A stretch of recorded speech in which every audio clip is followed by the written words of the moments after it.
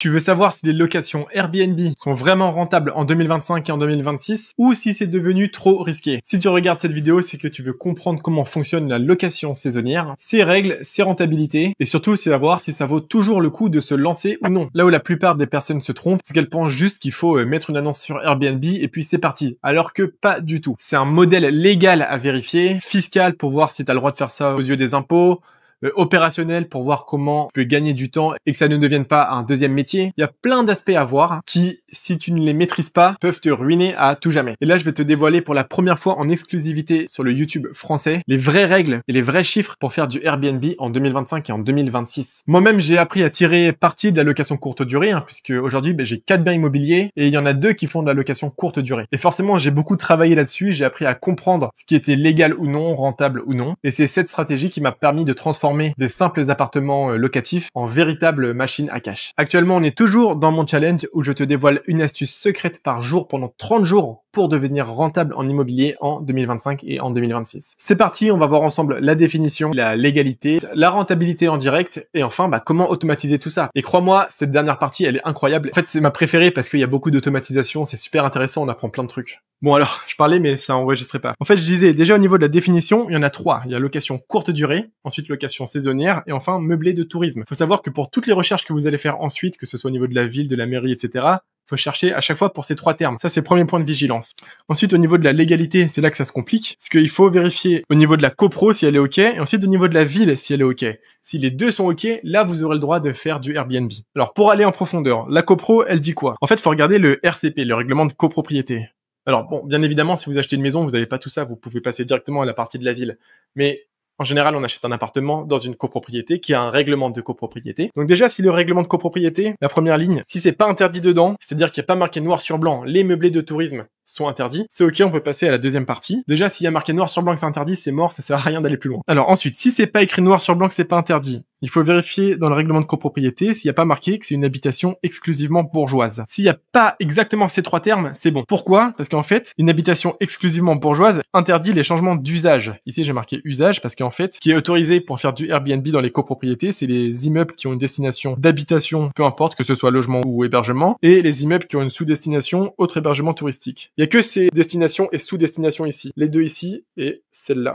Si vous achetez un appart dans une copropriété, vous êtes bien évidemment dans le premier cas, donc dans une habitation, que ce soit logement ou hébergement ici, là, peu importe. Et en réalité, il y a même une 3e colonne, il n'y a pas marqué ici parce que c'est le site du gouvernement, mais c'est usage, il y a marqué en haut. Et vous pouvez avoir un usage d'habitation et un usage, donc une sous-destination, un usage autre qu'habitation. Mais en fait, le fait de faire du Airbnb, même si vous restez ici, vous allez faire un changement d'usage pour passer à usage autre qu'habitation. C'est ce que j'ai marqué ici. Il faut faire un usage autre qu'habitation. Sauf que si dans le règlement de copropriété, il y a marqué habitation exclusivement bourgeoise, elle interdit les changements d'usage. Donc vous allez rester ici, dans une destination d'habitation, dans une sous-destination peu importe logement ou hébergement, et dans une sous-destination, donc ce qui s'appelle aussi un usage, habitation classique, et vous ne pourrez pas faire de Airbnb. Donc s'il n'y a pas marqué ces 3 mots habitation exclusivement bourgeoise, ça peut être OK. Si la 3e condition est vérifiée, c'est-à-dire que si la ville est OK pour faire un changement d'usage. On a vu que la copropriété n'interdit pas les changements d'usage.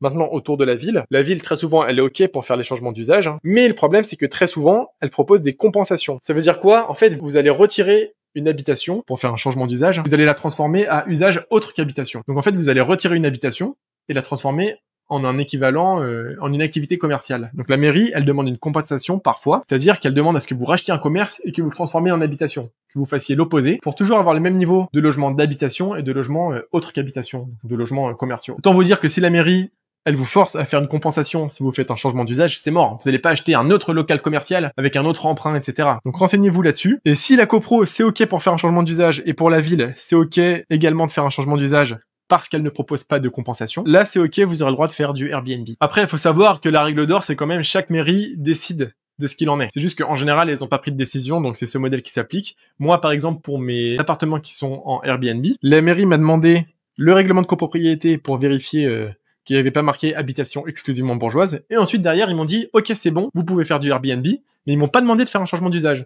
Ils m'ont juste demandé de vérifier avec eux le règlement de copropriété, et c'est tout. En fait, je suis dans le meilleur des cas, c'est-à-dire que j'ai pas fait de changement d'usage, et je garde mon appartement qui peut faire et de la location longue durée classique, et en plus j'ai eu l'accord de la mairie pour faire de la courte durée. Donc typiquement, ça c'est parfait. Mais avant d'acheter un appartement, ça se prévoit, on appelle les mairies, on vérifie que tout est ok. Le deuxième calcul, c'est celui de la rentabilité. Je vous invite à prendre une feuille Google Sheet et un tableau Excel tout simple pour vous expliquer comment on calcule une rentabilité de location courte durée, et pour que vous soyez sûr de ne rien oublier. En fait, tout ce qui compte quand vous faites de la location courte durée, c'est le tarif par nuit, le taux d'occupation, et ensuite les frais si jamais vous voulez pas faire de ménage ou gérer votre Airbnb, c'est les frais de gestion ou de ménage. C'est tout, il y a que 3 variables à prendre en compte. Par exemple, si on met un tarif par nuit de 65 €, un taux d'occupation allait de 70%, et je suis très gentil, parce qu'en général, les taux d'occupation, je suis à plus de 90%, pareil pour plein de personnes autour de moi. Tant qu'on fait bien l'étude de marché, y a pas de souci. Et les frais de gestion ou de ménage, alors les frais de conciergerie qui s'occupent de tout, en général c'est 20% de votre chiffre d'affaires. Moi je m'occupe moi-même de parler avec les voyageurs. Il y a que le ménage que j'ai délégué à quelqu'un. Cette personne elle prend 20 € pour le ménage et le changement des draps et des serviettes. Et ben en fait on va combiner ces indicateurs pour voir si on est rentable, et c'est aussi simple que ça. Donc vous allez faire votre tarif par nuit, 65 € fois dans le mois, donc fois 30 multiplié par le taux d'occupation. Donc là c'est votre chiffre d'affaires brut, ce que vous gagnez. Et ensuite les dépenses, c'est tout simplement dans un mois, si par exemple vous avez 70% de taux d'occupation, avec des gens qui restent que là une nuit. Donc à chaque fois, on doit payer les frais. On prend le pire des cas, multiplié par le tarif du coup de ménage ou de prestation Airbnb, enfin peu importe. Vous avez ça comme dépense. Et donc vous faites tout simplement les gains moins les dépenses, et vous savez ce que vous gagnez. Attention, vous avez aussi toutes les autres dépenses. L'emprunt bancaire à rembourser, les assurances, la taxe foncière, etc. Et c'est comme ça qu'on calcule si une location courte durée est rentable. C'est aussi simple que ça. Mais vu qu'il y a très peu de variables, c'est absolument ces variables-là qu'il faut anticiper au maximum. Renseignez-vous sur les prix dans la région. Renseignez-vous sur le taux d'occupation dans votre ville. Renseignez-vous sur les tarifs pratiqués pour les conciergeries ou pour les ménages. Et c'est comme ça que vous saurez si vous êtes rentable à la fin ou non. Donc la partie rentabilité, elle consiste surtout à s'assurer du prix par nuit, du taux d'occupation. Alors pour ça, c'est une astuce que je vous donne. Vous pouvez aller par exemple sur le site qui s'appelle RDNA ou alors RBTX, qui vous donne les taux d'occupation des villes en général. Et bien évidemment, les prestations de ménage ou conciergerie. Alors, pour la partie automatisation, j'ai fait toute une vidéo là-dessus, donc je vous invite à aller la voir. Dans les grandes lignes, ce qu'il faut retenir, c'est qu'il vous faut une serrure connectée. Comme ça évite de passer des clés à des voyageurs, donc d'être présent pour faire le check-in, le check-out, d'avoir un risque que les voyageurs fassent un double des clés et qu'ils puissent rentrer quand vous êtes plus là. Là, au moins, il y a une serrure connectée. C'est vous qui contrôlez quelle personne vous laissez entrer à quel moment. Vous pouvez voir en direct s'ils ont réussi à rentrer dans la pièce ou s'ils sont bloqués, etc. Tout est plus simple avec une serrure connectée.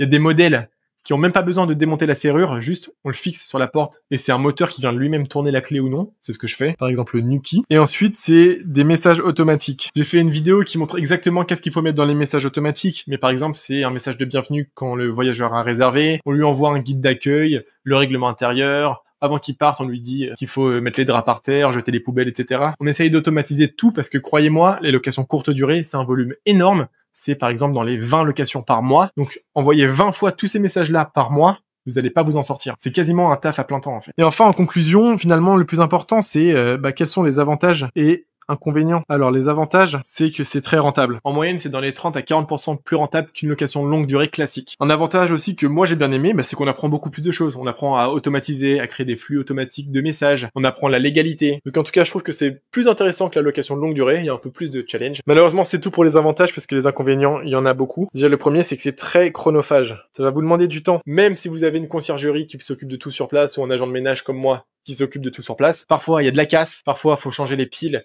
de la serrure connectée, parfois faut faire plein de trucs que vous pouvez pas déléguer. Même les voyageurs, souvent ils comprennent rien, ils vous demandent tout par écrit alors que vous avez déjà fait un guide qui était clair, qui explique. Bref, ça va vous demander un peu plus de temps. Moi je trouve que ça vaut le coup, mais c'est pas adapté à certaines personnes. Également, c'est risqué. En fait, on l'a vu plus haut, mais la loi change beaucoup. On peut interdire les Airbnb du jour au lendemain, aussi bien la ville que la copropriété si elle en a marre du vacarme, du bruit, des allers-retours, etc. C'est pour ça que je vous conseille de faire tous vos business plans sur de la location de longue durée et vous regardez si au passage c'est compatible avec de la location courte durée. Comme ça, vous pouvez faire de la location courte durée. Et le jour où vous en avez marre, c'est interdit, etc., vous repassez en location longue durée et vous savez que vous êtes déjà rentable. Donc là, si je résume, avant de te lancer en location courte durée, vérifie ces 4 points. La légalité, la rentabilité, l'automatisation et les inconvénients, si ça correspond à ton mode de vie. Également, si tu veux éviter de perdre du temps et de l'argent inutilement dans ton investissement immobilier, par exemple, t'as peur et tu sais pas comment aller demander aux mairies si tu vas avoir le droit ou non de faire du Airbnb, les points qu'il faut absolument regarder dans un business plan de Airbnb, sache que j'ai eu plein d'abonnés en appel qui étaient dans ton cas. Et la plupart ont réussi à clarifier leur projet et à lancer leur premier vrai Airbnb rentable. Moi-même, de mon côté, je fais de la location courte durée acheté sur la moitié de mes biens à succès. Donc si tu as des doutes et que tu veux qu'on voit ensemble la stratégie qui te correspond le mieux à toi, à ton profil d'investissement, tu peux réserver un appel gratuitement avec moi. Le lien est en description. C'est gratuit, sans engagement, tu risques rien. Attention, les places sont très limitées. Déjà, tu vas le voir sur le lien, mais il y a pas beaucoup de créneaux. Donc vraiment, n'attends pas si t'es intéressé. Donc là, tu sais maintenant comment fonctionne la location saisonnière, quelles sont ses règles, ses calculs et ses pièges. Donc like la vidéo si elle t'a plu, abonne-toi, dis-moi aussi en commentaire ce que tu penses sur la location courte durée. Si tu veux que je t'aide à faire un plan d'action sur mesure, adapté à ton profil d'investisseur, prends rendez-vous pour un appel totalement gratuit avec moi, le lien est en description. Et comme toujours, soit tu travailles toute la semaine pour payer ton loyer, soit tu deviens celui qui encaisse les loyers. C'était Adam Willy, à bientôt. Et pour découvrir d'autres astuces secrètes d'investisseurs immobiliers, regarde cette vidéo et abonne-toi.